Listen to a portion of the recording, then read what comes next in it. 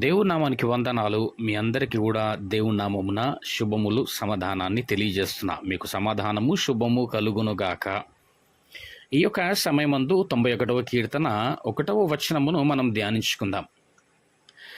మహోన్నతుని చాటున నివసించువాడే సర్వశక్తుని నీడను విశ్రమించువాడు. ప్రియమైనటువంటి వారలారా, ఈ భక్తుడు ఇక్కడ దేవుణ్ణి మొదటిగా ఏ విధంగా చూస్తున్నాడు అంటే మహోన్నతుడిగా చూస్తున్నాడు. ఎట్లా చూస్తున్నాడు దేవుణ్ణి? మహోన్నతుడిగా అంటే అన్నిటికంటే ఉన్నతుడిగా, ఉన్నతమైనటువంటి వాణ్ణిగా దేవుణ్ణి చూస్తూ ఉంటున్నాడు. కానీ మనమేమో అనేకులు లోకములో ఉన్నటువంటి వాటిని ఉన్నతమైనటువంటివిగా చూస్తూ ఉంటుంటారు కదా. సిరి సంపదలు కావచ్చు, ఎదుటివారి యొక్క పరపతి కావచ్చు, పలుకుబడిని కావచ్చు, ఉన్నతమైనటువంటివిగా చూస్తుంటారు. అంటే ఎదుటివారు ఉన్నటువంటి స్థాయి స్థితిగతులను ఉన్నతమైనటువంటివిగా మనం పోల్చుకుంటూ చూస్తూ ఉంటుంటాం. ఎదుటివారి పలుకుబడిని ఎంతో ఉన్నతంగా చూస్తూ ఉంటాం, వారి పదవులను ఎంతో ఉన్నతమైనవిగా మనం చూస్తూ ఉంటుంటాం కదా.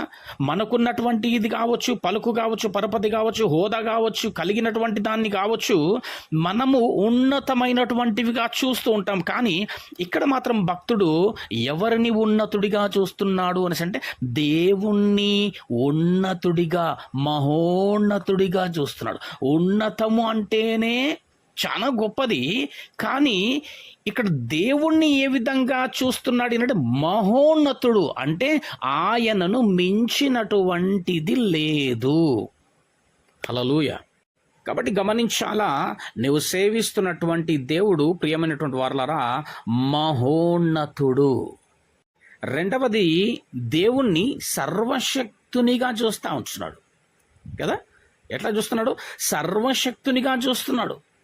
కాబట్టి మనము కూడా దేవుణ్ణి అలాగ చూడాలా. ఎప్పుడైతే నీవు దేవుణ్ణి ఆ విధంగా నా దేవుడు సర్వశక్తిమంతుడు అనేట్టుగా నువ్వు దేవుణ్ణి చూడగలుగుతావో అప్పుడు నీవు నీ జీవితంలో ధైర్యంగా ఉండగలుగుతావు, ధైర్యంగా బ్రతకగలుగుతావు.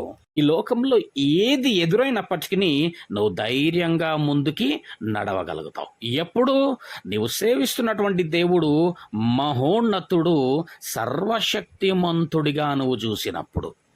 ఈ యొక్క మహోన్నతుని చాటున నివసించిన వాడే కదా, నివసించిన వాడే సర్వశక్తుని నీడను విశ్రమించువాడవుతాడంట.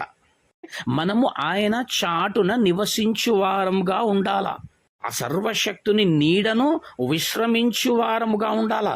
మనం ప్రార్థన చేస్తున్నాము అంటే, మనం వాక్యము చదువుతున్నాము అంటే, ఆ వాక్యానుసారమైనటువంటి జీవితాన్ని మనము జీవిస్తున్నాము అంటే ఆయన చాటున నివసించువారమై ఉన్నాము అని. ఏమండి, ఎప్పుడైతే నువ్వు వాక్యము చదువుతున్నావో ఆయన చాటున నివసిస్తున్న వ్యక్తివి అని. ఎప్పుడైతే చదువుతున్నటువంటి వాక్యానుసారంగా నువ్వు జీవిస్తున్నావో ఆయన చాటున నివసిస్తున్నటువంటి వాడవు, ఆయన కాపుదలలో ఉన్నటువంటి వ్యక్తివి.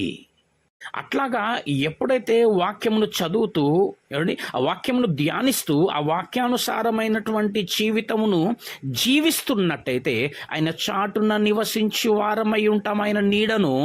అట్లాగే అప్పుడు దేవుని యొక్క విశ్రాంతిని మనం అనుభవిస్తాం.